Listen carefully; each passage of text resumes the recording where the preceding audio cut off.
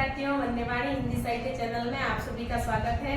हमारा टॉपिक चल रहा था वाक्य विचार, जिसमें हमने वाक्य की परिभाषा को पढ़ लिया था, वाक्य किसे कहते हैं ये पढ़ लिया था, और वाक्य के जो तत्व है वो हमने शुरू किए थे, जिसमें हमने वाक्य के जो 3 तत्व थे वो कल की क्लास में पढ़ लिए थे, जिसमें सार्थकता, आकांक्षा और योग्यता, ये तीनों जो बिंदु थे हमने कल की क्लास में पढ़ लिया था। सार्थकता यानी कि विद्यार्थियों वाक्य में जो शब्द प्रयोग होते हैं, जो जिन शब्दों का हम प्रयोग करते हैं उन शब्दों का सार्थक होना जरूरी है। और आकांक्षा में विद्यार्थियों ये होता है कि जो भी कोई पद वगैरह जो भी हम बोलते हैं तो उसमें जो उसका जो दूसरा पद है वो सुनने के लिए उसी प्रकार की उत्कंठा और जानने की इच्छा बनी रहती है, तो उसे हम क्या कहते हैं, उसे हम आकांक्षा कहते हैं।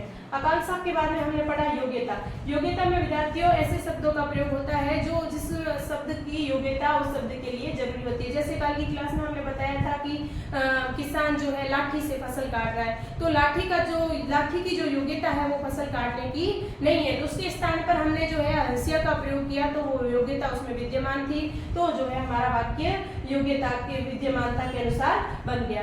आज का जो हमारा टॉपिक है वो आसक्ति और निकटता। इन 3 बिंदु जो हमारे पीछे रह गए हैं, आसक्ति और निकटता, पदक्रम और अन्वय, इनके बारे में हम आज की क्लास में पढ़ेंगे। तो शुरू करते हैं। पहला जो चौथा हमारा इस जो बिंदु है आसक्ति या निकटता, पहला दूसरा तीसरा हम तीनों हमने पढ़ लिए थे, अब चौथा है आसक्ति या निकटता।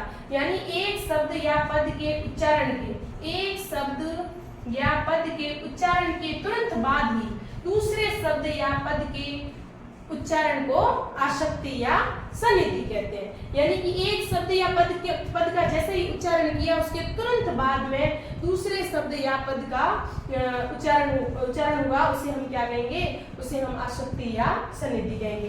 तो वाक्य में पदों का आसपास होना इसमें आवश्यक होता है। जैसे मैं, फिर क्या जगह छोड़ती इसमें, फिर बाद में निबंध, फिर और मतलब उसमें जो गैप दे दिया, उसके बाद में लिख, उसके बाद में और जगह छोड़ दिया, फिर रहा और फिर तो यह जो वाक्य है ये वाक्य नहीं कहा जाएगा। क्यों?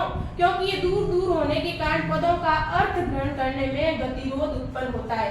अब हम मैं, उसके बाद में रुके काफी देर बाद में निबंध, लिख, रहा, तो यह वाक्य नहीं कहा जा सकता। क्यों?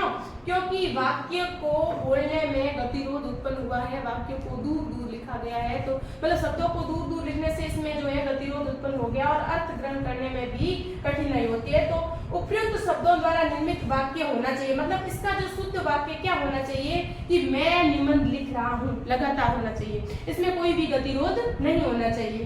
तो मैं निबंध लिख रहा हूँ, यदि यह वाक्य लिखते हैं तो जो है इसकी सन्निधि या आसक्ति या निकटता बनी रहती है। तो विद्यार्थियों सन्निधि आसक्ति जो आसक्ति या सन्निधि या निकटता, एक शब्द या पद के उच्चारण के तुरंत बाद ही दूसरे शब्द या पद के उच्चारण को हम आसक्ति या सन्निधि कहते हैं। और इसमें क्या होता है, वाक्य में पदों का पास पास होना आवश्यक है। और पांचवा हमारे बिंदु है पदक्रम। तो वाक्य में प्रयुक्त पदों या शब्दों की विधिवत स्थापना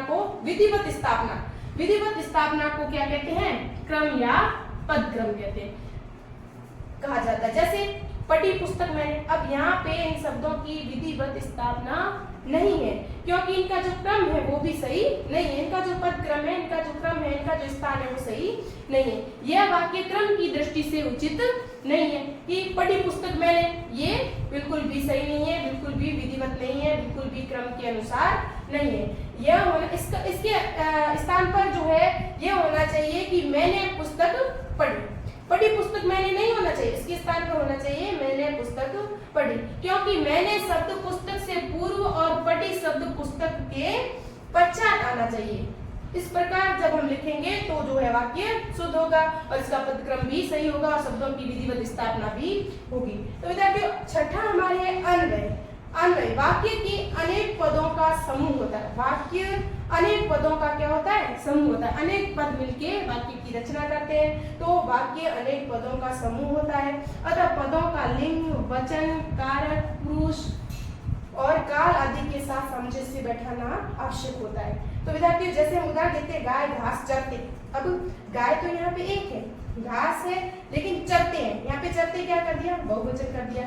तो ये जो है पदों का लिंग, वचन, कारक और पुरुष और काल आदि के स्थान पर सामंजस्य यहाँ पे नहीं बैठता है। यहाँ पे जो है वचन के अनुसार जो है यहाँ पे समय इसका नहीं बैठ रहा है, क्योंकि यहाँ पे एक वचन है लेकिन क्रिया किसकी दे रखी है, क्रिया बहुवचन की दे दी। यह वाक्य सही नहीं है। इसके स्थान पर गाय घास चरती है, इसके स्थान पर गाय घास चरती है करने पर ही वाक्य सही होता है। तो विद्यार्थियों आज के लिए इतना ही।